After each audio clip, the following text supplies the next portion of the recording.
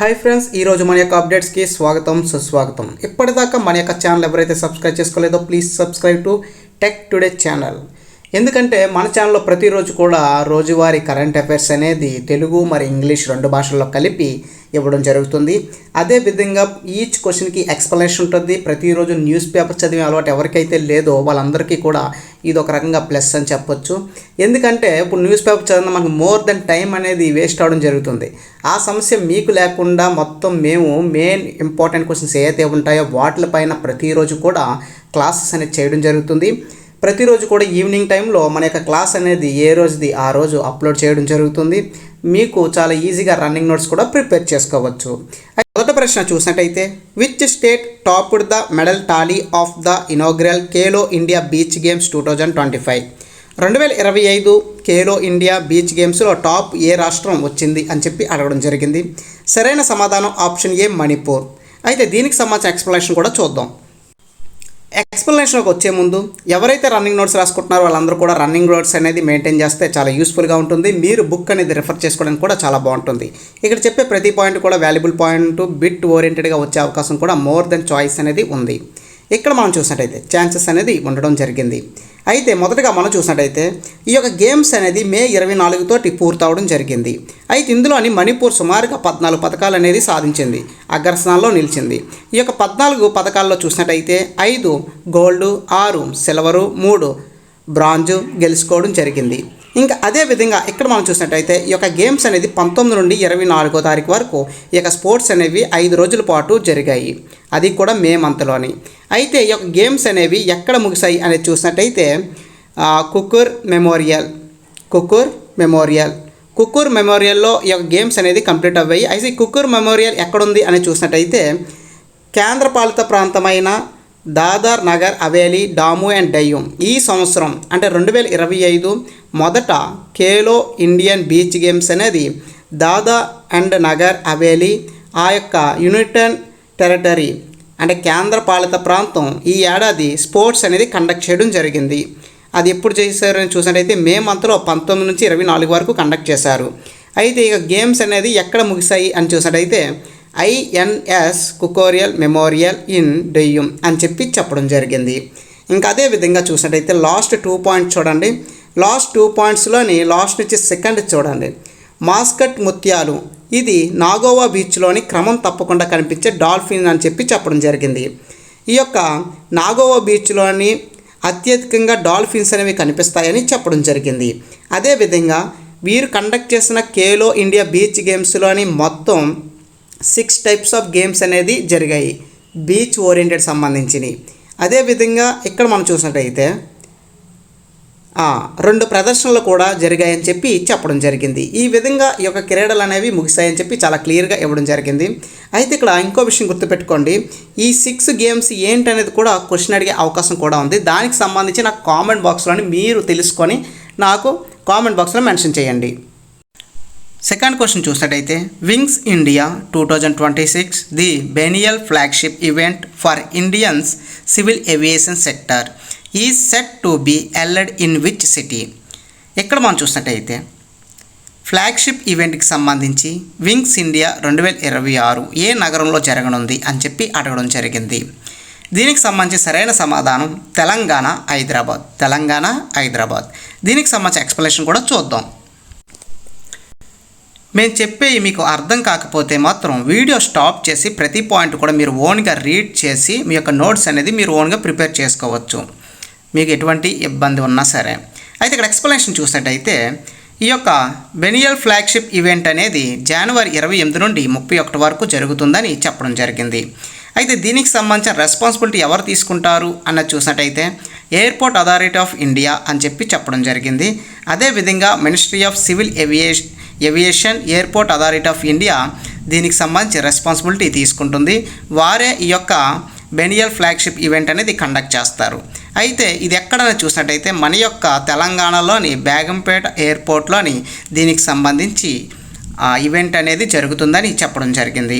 అయితే దీని యొక్క మెయిన్ ఎజెండా ఏంటనేది చూసినట్టయితే విమానం ద్వారా విమానాలు తయారీకి సంబంధించి సపోర్ట్ చేయడానికి, అదేవిధంగా ఒక దేశం నుంచి మరో దేశానికి ట్రాన్స్పోర్టింగ్ అంటే విమానాల నుండి ట్రాన్స్పోర్టింగ్కి, తర్వాత ప్రైవేట్ సంస్థల్ని ప్రోత్సహించడానికి ఈ విధంగా ఈ యొక్క కార్యక్రమం చేయనున్నారని వారు చెప్పడం జరిగింది.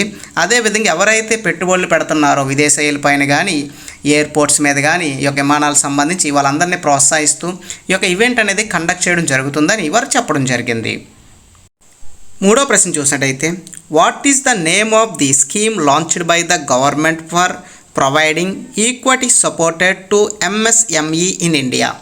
భారతదేశంలోని ఎంఎస్ఎంఈ ఈక్విటీ మద్దతును అందించడానికి ప్రభుత్వం ప్రారంభించిన పథకం పేరు ఏంటి అని చెప్పడం జరిగింది. అసలు ఈ ఎంఎస్ఎంఈ అంటే ఏంటి అన్నది కూడా తెలుసుకుందాం. అదేవిధంగా ఎవరు మద్దతు ఇవ్వనున్నారు అన్నది ఇక్కడ మనం చూసినట్టయితే ప్రభుత్వం ప్రారంభించే పథకం పేరు ఏమిటి అని అడగడం జరిగింది. ఆ యొక్క పథకం నేను చూసినట్టయితే SRI found scheme, SRI found scheme. అయితే దీనికి సంబంధించిన ఎక్స్ప్లెనేషన్ కూడా తెలుసుకుందాం.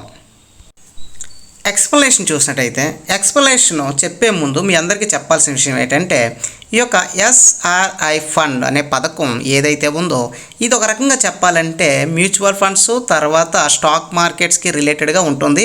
అయితే దీనికి సంబంధించిన ఎక్స్ప్లెనేషన్ చూద్దాం. ఎక్స్ప్లెనేషన్లో మొదటి పాయింట్ చూడండి. The self reliant India found now as SRIF fund అని చెప్పడం జరుగుతుంది. Supported to micro small and medium entrepreneurs by providing equity funding to help them grow into the large business. ఇక్కడ మనం చూసినట్టయితే supporting micro small medium entrepreneurs, MSMEs అంటే అర్థం supported micro small medium entrepreneurs అంటే చిన్న చిన్న వ్యాపారాలు అలాంటి వాటిని సపోర్ట్ చేస్తూ వాళ్ళని లార్జ్ స్కేల్ కింద కన్వర్ట్ చేయడానికి అంటే చిన్న చిన్న బిజినెస్ని విస్తరణ చేయడానికి ఒక సపోర్ట్ కింద ఉండేలాగా ఈ పథకాన్ని సెంట్రల్ గవర్నమెంట్ రిలీజ్ చేసింది. దాని పేరే ఎస్ఆర్ఐ ఫండ్ అనే పథకాన్ని రిలీజ్ చేయడం జరిగింది. అయితే దీనికి సంబంధించి సెకండ్ పాయింట్లో ఏం చెప్పారని చూద్దాం. The total size of the fund is 15,000 crores, out of which 10,000 crore comes from the government of India. ఇక్కడ మనం చూసినట్టయితే భారతదేశం ఉన్న సెంట్రల్ గవర్నమెంట్ నుండి సుమారుగా 10,000 కోట్లలోని 50,000 కోట్ల రూపాయలు ఈ యొక్క ఫండ్ కింద వస్తాయని చెప్పడం జరిగింది. ఈ యొక్క ఫండ్ యొక్క లక్ష్యం ఏంటంటే చిన్న చిన్న బిజినెస్ ఎవరైతే ఉంటారో వాళ్ళందరికీ లోన్ల కింద ప్రొవైడ్ చేసి వాళ్ళని ముందు ప్రోత్సహించడానికి ఈ యొక్క పథకం ఉపయోగపడుతుందని చెప్పడం జరిగింది. అదేవిధంగా 40,000 కోట్లు is mobilised from private equity and virtual capital investors అని కూడా చెప్పడం జరిగింది. తర్వాత థర్డ్ పాయింట్ చూడండి. The SRI fund uses a mother fund and doctor fund model to invested in MSME through equity are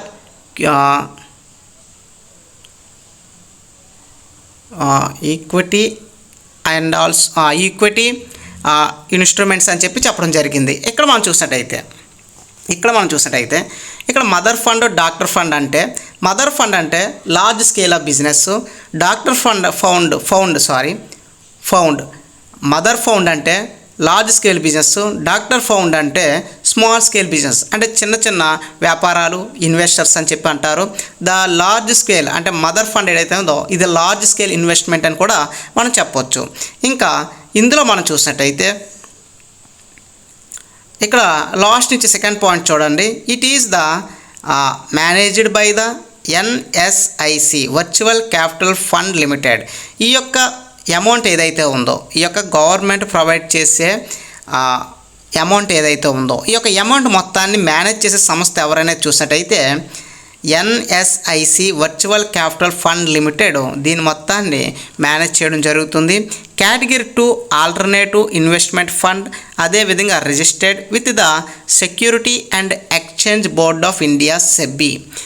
ఇక్కడ మీ అందరికీ తెలుసు కదా security and exchange board of India అనేది ఎక్కడుంది, దీని యొక్క హెడ్ ఆఫీసు ముంబైలో ఉండడం జరిగింది. ఇక్కడ మ్యాక్సిమం బిజినెస్ అనేది ఎక్కువ శాతం ముంబైలోనే జరుగుతుంది. మన ఇండియాలో చూసుకున్నట్టయితే ద లార్జ్ స్కేల్ బిజినెస్ అనేది ఎక్కువగా ముంబైలో జరుగుతుంది. అదేవిధంగా ఇది ఎకనామిక్ క్యాపిటల్ అని కూడా అంటారు. ముంబైకి ఉన్న మరో పేరేటి ఎకనామికల్ క్యాపిటల్ అని ముంబైని పిలవడం జరుగుతుంది. ఈ యొక్క ఇన్వెస్ట్మెంట్ ద్వారా పూర్తి స్థాయిలోని చిన్న చిన్నవి సంస్థానాలు కానీ లార్జ్ స్కేలు తర్వాత స్మాల్ స్కేల్ బిజినెస్ అనేవి డెవలప్ చేసే ఉద్దేశంతో ఈ పథకాన్ని రిలీజ్ చేయడం జరిగింది. ఈ పథకం పేరేంటి? SRI fund. ఎస్ఆర్ఐ ఫండ్ అనేది రిలీజ్ చేయడం జరిగింది. నెక్స్ట్ 4వ ప్రశ్న చూసినట్టయితే, how many East African nations signed a joint agreement during a WHO AU side event to eliminating kala azar. ఈ కాలా అజార్ను నిర్మూలించడానికి WHO AU పక్ష కార్యక్రమంలో ఎన్ని తూర్పు ఆఫ్రికా దేశాలు ఉమ్మడి ఒప్పందంపై సంతకాలు చేశాయి? అయితే ఇక్కడ మనం చూసినట్టయితే ఈ యొక్క కాలా అజార్ని నిర్మూలించడానికి WHOలోని మొత్తం తూర్పు ఆఫ్రికా దేశాలు ఉమ్మడి ఒప్పందంపై సంతకాలు చేశాయి. అయితే మొత్తం ఎంతమంది అని చెప్పి అడగడం జరిగింది. సరైన సమాధానం ఆప్షన్ ఏ, మొత్తం 6. ఇక్కడ మనం చూసినట్టయితే మొత్తం తూర్పు ఆఫ్రికా దేశాలు మొత్తం 6. ఈ యొక్క 6 దేశాలు కూడా ఈ యొక్క కాల్ అజార్ను నిర్మూలించడానికి సిగ్నేచర్ చేయడం జరిగింది. ఎవరితోటి? WHO అంటే ఫుల్ ఫామ్ ఏంటి? వరల్డ్ హెల్త్ ఆర్గనైజేషన్ తోటి వీళ్ళు ఒప్పందం కుదిరించుకోవడం జరిగింది. సరే, ఎక్స్ప్లెనేషన్లో చూసినట్టయితే మొత్తం 6 ఈస్ట్ ఆఫ్రికా కంట్రీస్ అని చెప్పి చెప్పడం జరిగింది. వాటి పేర్లు కూడా ఇక్కడ మనం చూడొచ్చు. చాద్, జిబౌటి, ఇథోపియా, సోమాలియా, దక్షిణ స్వీడన్ దేశాలు కాల్ అజార్ను నిర్మూలించడానికి WHO తోటి ఒప్పందం కుదిరించుకున్నారని చెప్పడం జరిగింది. అయితే ఇక్కడ మనం రీసెంట్గా చూడాలి, 78వ వరల్డ్ హెల్త్ అసెంబ్లీ అనేది జెనీవాలోని జరిగింది. అయితే ఈ యొక్క జెనీవాలో జరిగిన 78వ వరల్డ్ హెల్త్ అసెంబ్లీలోని సుమారుగా చాలా ఒప్పందాలు అనేవి జరిగాయి. వాటికి సంబంధించి నేను బిఫోర్ వీడియోస్ అంటే 26 తర్వాత 25, 24 క్లాసెస్లో కూడా మీరు వాటికి సంబంధించిన క్వశ్చన్స్ అనేవి రిపీట్ అవ్వడం జరిగింది. ఇది న్యూ క్వశ్చన్ అనేది అక్కడ నుండి రావడం జరిగింది. అయితే ఈ 78వ వరల్డ్ హెల్త్ అసెంబ్లీ అనేది ఎక్కడ జరిగిందని అడిగితే జెనీవా అని చెప్పండి. అయితే దీనికి సంబంధించి మే 2025లో దీనికి సంబంధించిన ఈవెంట్ అనేది కండక్ట్ చేశారు. ఈ ఈవెంట్ యొక్క మెయిన్ ఎజెండా ఏంటంటే ప్రపంచవ్యాప్తంగా ఉన్న ఆరోగ్య సమస్యల గురించి కానీ తర్వాత ఎకనామికల్ గురించి కానీ ఒక అవగాహన తెచ్చుకొని దేశాల మధ్య ఒప్పందాలు కుదిరించుకొని వారి యొక్క సమస్యల్ని పరిష్కరించే ఉద్దేశంతో ఈ యొక్క WHO అనేది ఎప్పుడు కూడా వర్క్ చేస్తుందని చెప్పడం జరిగింది. అయితే ఈ యొక్క వరల్డ్ హెల్త్ ఆర్గనైజేషన్కి సంబంధించి హెడ్ ఆఫీసు జెనీవాలోని ఉంది. ఒకవేళ నేను చెప్పే వీడియో కానీ మీకు ఏమైనా అర్థం కాకపోయినా లేదా ఇబ్బందిగా అనిపించినా వీడియో స్టాప్ చేసి మీరు క్లియర్గా చదువుకొని నోట్స్ అనేది ప్రిపేర్ చేసుకోండి. ఎందుకంటే ఇందులో చాలా తక్కువ పాయింట్స్ అనేది నేను ఇవ్వడం జరిగింది. మెయిన్ పాయింట్స్ అనేది మీకు ఎటువంటి ఇబ్బంది కూడా ఉండదు, చాలా క్లియర్గా కూడా అర్థమవుతుంది. అయితే దీనికి సంబంధించి ఇక్కడ మనం చూసినట్టయితే ఇది 78వ ప్రపంచ ఆరోగ్య సభ అని చెప్పడం జరిగింది. ఇక్కడ మనం చూసినట్టయితే ఇక్కడ చూడండి, ఫస్ట్ పాయింట్ చూడండి, ఇక్కడ కనబడుతున్న ఫస్ట్ పాయింట్ చూడండి. The MOU was signated during the World Health Organization event in collaboration with African Union held on the sidelines of the 78th World Health Assembly in Geneva in May 2025. ఇక్కడ మనం చూసినట్టయితే 78వ ప్రపంచ ఆరోగ్య సభ సందర్భంగా African union సహకారంతో జరిగిన ప్రపంచ ఆరోగ్య సంస్థ కార్యక్రమంలోని ఈ అవగాహన ఒప్పందంపై సంతకాలు జరుపుకున్నారని వారు చెప్పడం జరిగింది. అదేవిధంగా ఇక్కడ మనం చూసినట్టయితే తూర్పు ఆఫ్రికాలోని ఇప్పటికీ తీవ్రమైన రోగాలకు సంబంధించి చాలా విషయాలపై చూసుకున్నట్టయితే ఒక అవగాహనకి రావడం జరిగింది. ముఖ్యంగా అక్కడ కాల్ అజార్ తొలగించే ప్రపంచ ప్రయత్నంలో ఒక ఒప్పందానికి రావడం జరిగింది. అయితే ఇక్కడ మనం కింద చూసినట్టయితే వాట్ ఈస్ కాలా అజార్ అసలు ఈ కాలా అజార్ అంటే ఏంటో మనం తెలుసుకుందాం. ఈ కాలా అజార్ అనేది లిష్మాన్ నియామిస్ అని అంటారని చెప్పడం జరిగింది. అయితే దీనికి సంబంధించి మనం చూసినట్టయితే a life threatening diseases caused by the leishmaniasis parasite transmitted through the sand fly bites అని చెప్పి చెప్పడం జరిగింది. జీవుల వల్ల కలిగే వ్యాధులు అని చెప్పి చెప్పడం జరిగింది. ఇవన్నీ కూడా జంతువులు ఏవైతే ఉంటాయో వాటి వల్ల ఏర్పడే వ్యాధులు అని చెప్పి చెప్పడం జరిగింది. అయితే ఇప్పుడు నేను చెప్పిన 6 కంట్రీలు ఏవైతే ఉన్నాయో వాటికి సంబంధించి మనకి సినిమాలో కూడా రీసెంట్గా రావడం ఉంది. భీష్మ సినిమా ఎవరైతే చూసారో అందులోని హీరో ఒక అగ్రికల్చర్ గురించి అక్కడ మాట్లాడడం జరుగుతుంది. వాటిలో మాట్లాడిన కంట్రీ నేమ్స్ అన్నీ కూడా ఇవే. ఆ కంట్రీలోని వ్యవసాయం కానీ ఏదైనా సరే పండాలంటే చాలా కష్టం, ఎందుకంటే అక్కడ కెమికల్ ఎఫెక్ట్ అనేది చాలా ఎక్కువగా ఉంది. తర్వాత పశువుల ద్వారా కానీ జంతువుల ద్వారా కానీ వ్యాధులు అనేవి చాలా ఎక్కువగా అక్కడ రావడం జరిగింది. తర్వాత 5వ ప్రశ్న చూసినట్టయితే which initiative has been launched to enhance global ocean security and corporation. Global ocean security and సహకారాన్ని పెంపొందించడానికి ఏ చొరవ ప్రారంభించబడింది అని చెప్పి అడగడం జరిగింది. అయితే ఇక్కడ మనం చూసినట్టయితే global ocean security and corporation ఏదైతే ఉందో దాన్ని ప్రోత్సహించడానికి మరుగుపరచడానికి రీసెంట్గా which initiative has been launched అని చెప్పి అడగడం జరిగింది. సరైన సమాధానం option B Mahasagar initiative. Mahasagar initiative. దీనికి సంబంధించిన ఎక్స్ప్లెనేషన్ కూడా చూద్దాం. అయితే దీనికి సంబంధించిన పూర్తి ఎక్స్ప్లెనేషన్ అనేది చూసినట్టయితే మొదటి పాయింట్లో చూడండి, Indian unveiled the Mahasagar initiative mutual and holistic advancement for security and growth across regions expanding PM Modi original Sagar అని చెప్పి చెప్పడం జరిగింది. అయితే ఇక్కడ మనం చూసినట్టయితే మన యొక్క సముద్రాలు ఏవైతే ఉన్నాయో వాటిని పూర్తి స్థాయిలో ఎక్స్పాండ్ చేయడం జరుగుతుంది. ఏ విధంగా మహాసాగర్ ఇనిషియేటివ్ని ఒక కమిటీని ఏర్పాటు చేయడం జరిగింది. దీని ద్వారా ఏంటంటే సముద్రంలో జరిగే విపత్తులు ఏవైతే ఉంటాయో వాటిని పూర్తి స్థాయిలో వాటి నుండి మరుగుపరచడానికి వాటిని అటువంటి సమస్యలు ఏవి రాకుండా కాపాడడానికి ఈ యొక్క మహాసాగర్ ఇనిషియేటివ్ అనేది స్టార్ట్ చేయడం జరిగింది. ఇవి ఇక్కడ మనం సెకండ్ పాయింట్లో చూడొచ్చు. ఈ మార్పు ప్రాంతీయ హిందూ మహాసముద్రం దృష్టి నుండి సమగ్ర ప్రపంచ సముద్ర వ్యూహాన్ని పరిణామాన్ని సూచిస్తుందని చెప్పడం జరిగింది. దీనికి సంబంధించి మనం చూసినట్టయితే the high level dialogue titled the Mahasagar initiated in the current security context was organised by the Chintan research foundation in the capital. ఇక్కడ మనం చూసినట్టయితే చింతన్ రీసెర్చ్ ఫౌండేషన్ ద్వారా ఈ యొక్క Mahasagar initiated in current security context అనేది ఒక క్యాపిటల్ కింద తీసుకోవడం జరిగిందని వారు చెప్పడం జరిగింది. దీనికి సంబంధించి అడ్మిరల్ ఆర్కే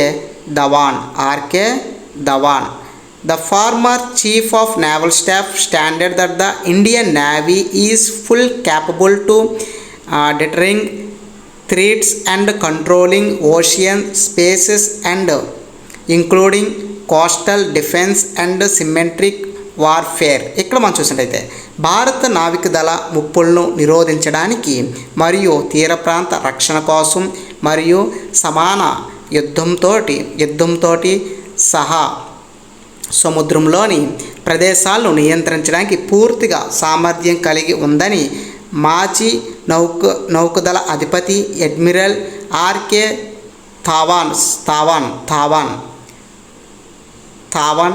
పేర్కోవడం జరిగింది. ఇక్కడ మనం చూసినట్టయితే ఇక్కడ ఏమని చెప్తున్నారంటే మన యొక్క మాజీ చీఫ్ అయిన ఆర్కే ధావన్ ఏం చెప్పారంటే మహాసముద్రం అనేది చాలా సురక్షితంగా ఉంది. దీన్ని అదేవిధంగా సముద్ర తీర ప్రాంతాలు ఏవైతే ఉన్నాయో వాటిని మరుగుపరచాలి. తర్వాత షిప్పులు ఏవైతే ఉన్నాయో వాటికి సంబంధించి సేఫ్టీ కానీ పూర్తి స్థాయిలో బిల్డ్ చేయాలని, అదేవిధంగా సముద్రంలో జరిగే ఇరు దేశాల మధ్య జరిగే యుద్ధాల్లో సమయంలో కానీ మనం చాలా జాగ్రత్తగా ఉండాలని, వాటికి ఇప్పుడు చాలా బాగా ఉంది, ఇంకా భవిష్యత్తులో దీనికి మోర్ దెన్ ఇంప్లిమెంట్ అనేది ఉండాలని చెప్పి ఈ యొక్క మహాసాగర్ ఇనిషియేటివ్ అనేది స్టార్ట్ చేయడం జరిగిందని ఆయన చెప్పుకురావడం జరిగింది. 6వ ప్రశ్న చూసినట్టయితే which country become the 4th largest economy in the world. ప్రపంచంలోని 4వ అతిపెద్ద ఆర్థిక వ్యవస్థగా అవతరించిన దేశం ఏది? సరైన సమాధానం ఆప్షన్ ఏ ఇండియా. అయితే దీనికి సంబంధించి పూర్తి ఎక్స్ప్లెనేషన్ కూడా చూద్దాం.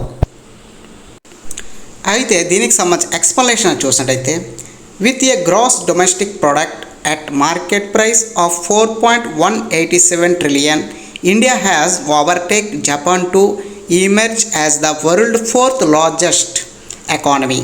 ఇక్కడ మనం చూసినట్టయితే మన యొక్క భారతదేశం జపాన్ని అధిగమించి 4వ స్థానానికి రావడం జరిగింది, అతిపెద్ద ఆర్థిక వ్యవస్థగా అవతరించడం జరిగిందని చెప్పడం జరిగింది.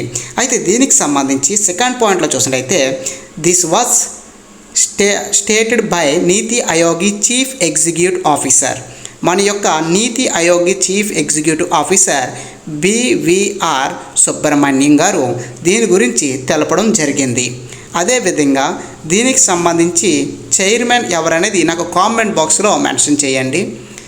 ఈ యొక్క ఎక్స్ప్లెనేషన్ అయిన తర్వాత ఎవరనేది నేను చెప్తాను. అంతలోకి మీరు వీడియో స్టాప్ చేసి కామెంట్ బాక్స్లో మీకు తెలిస్తే మెన్షన్ చేయండి.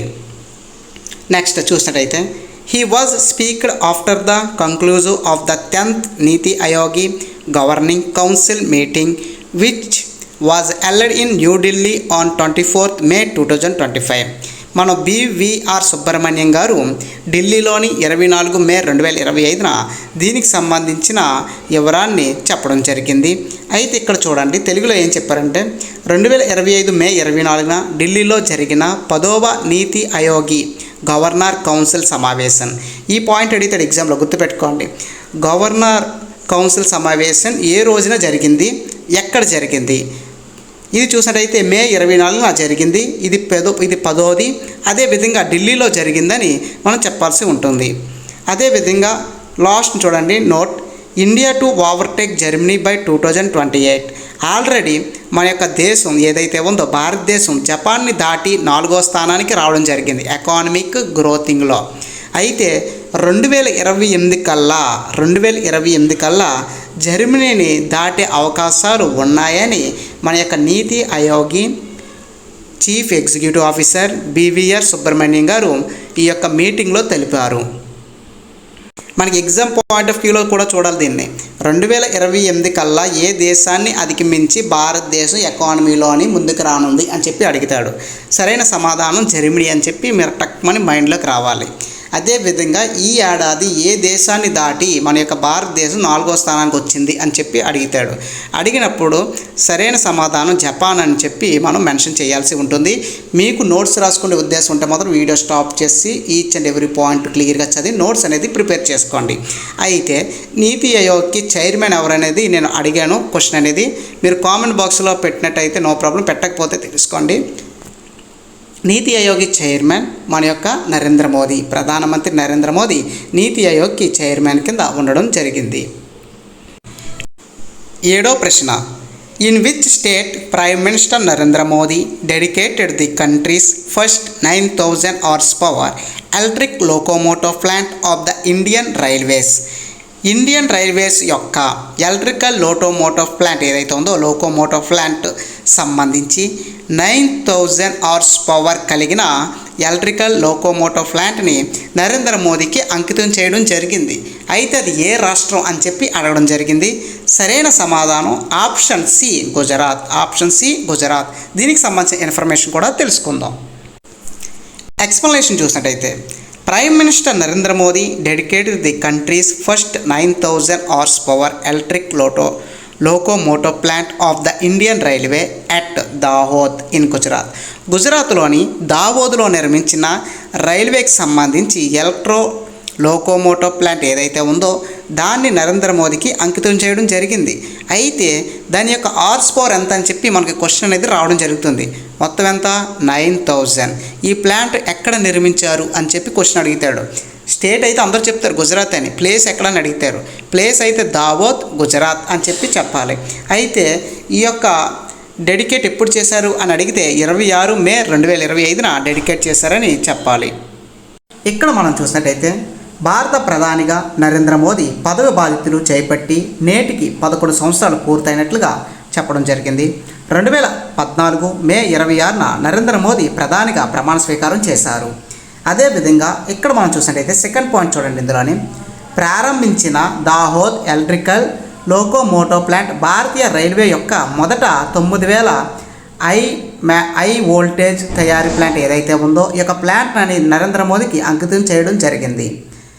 అదేవిధంగా ఇక్కడ మనం చూసినట్టయితే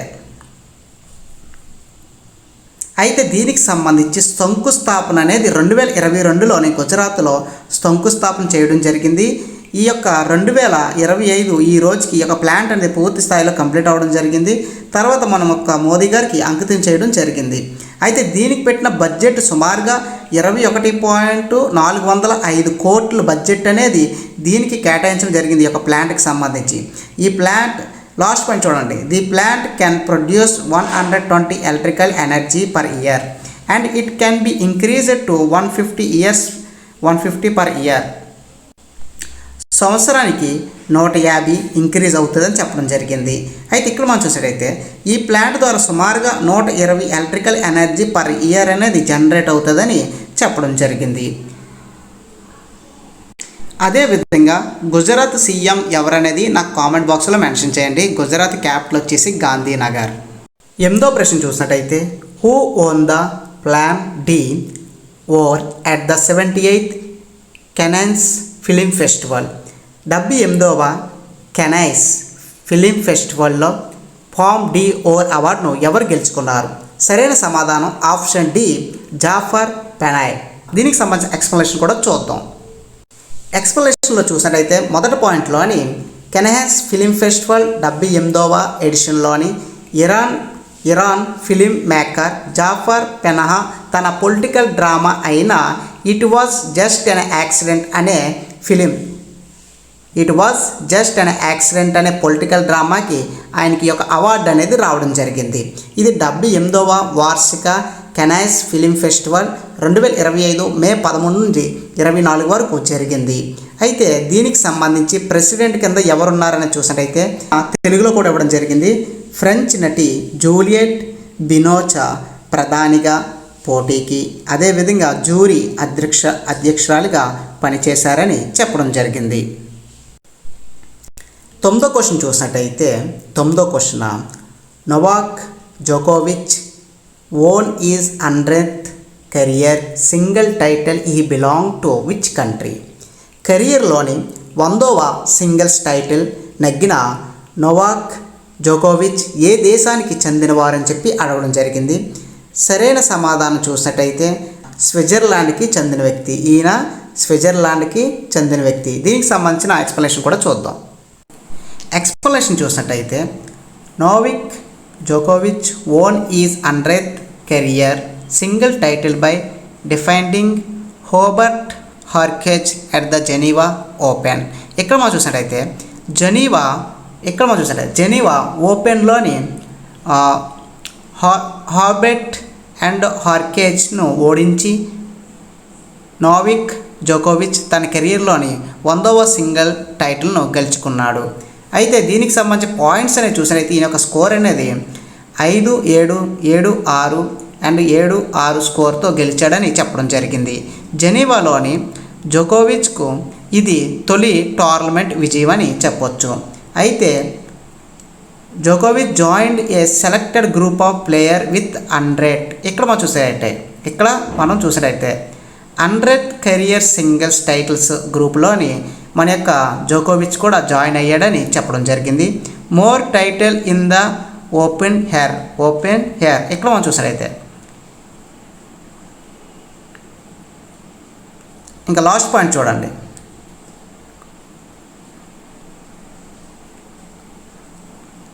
ఇలాంటి అచీవ్మెంట్ చేసిన వాళ్ళ పేర్లు ఇక్కడ మనకి ఇవ్వడం జరిగింది. జిమ్మీ కానర్స్, అదేవిధంగా రోజర్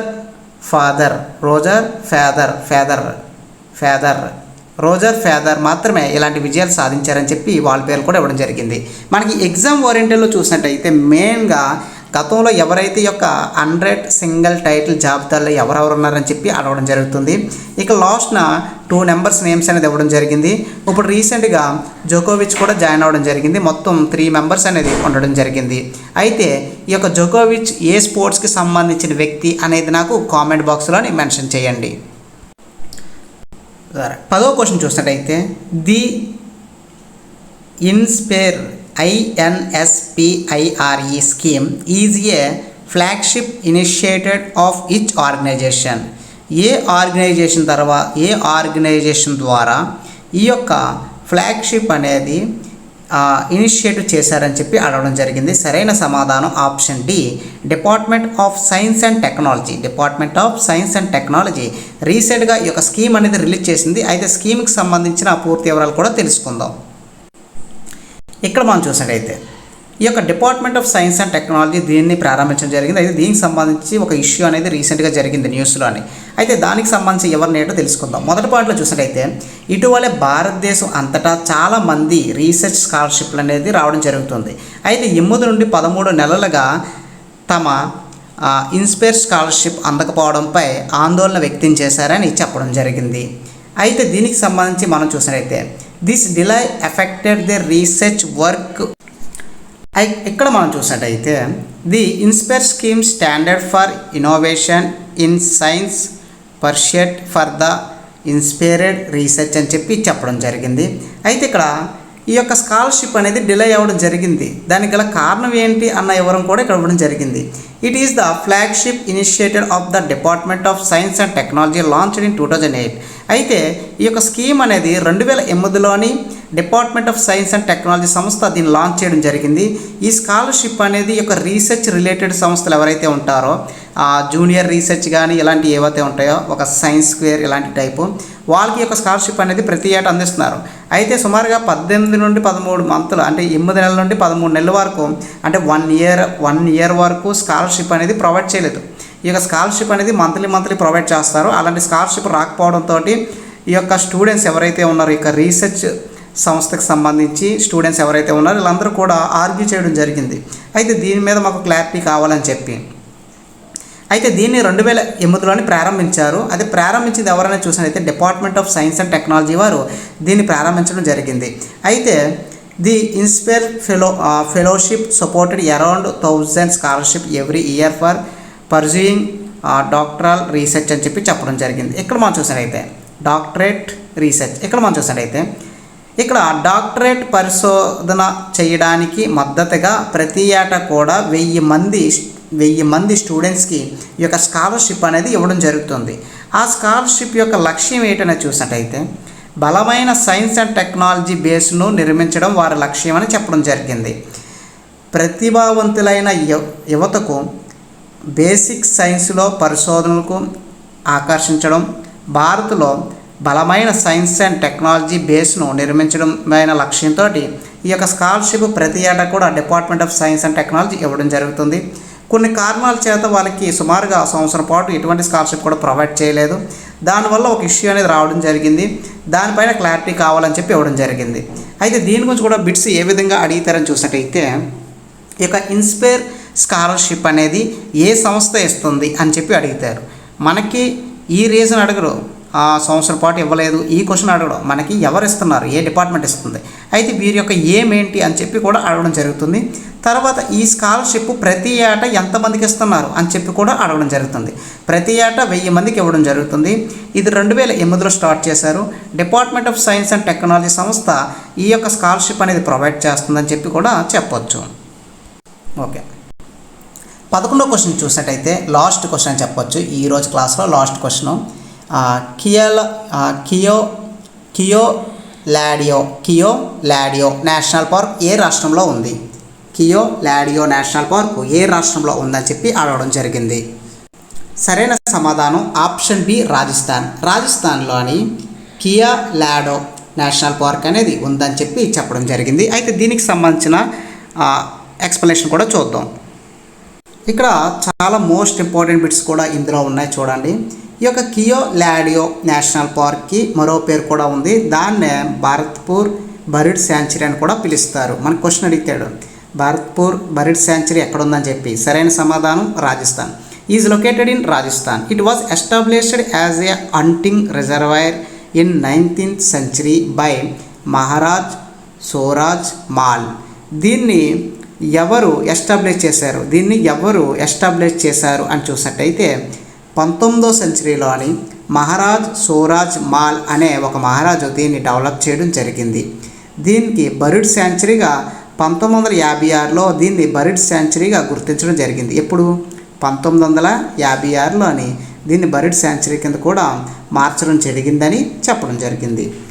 దీన్ని సెకండ్ పాయింట్ చూడండి. Second point it was declare the national park in 1981. 1981లోని దీన్ని జాతీయ పార్క్ కింద మార్చడం కూడా జరిగిందని, గుర్తించడం కూడా జరిగిందని చెప్పడం జరిగింది.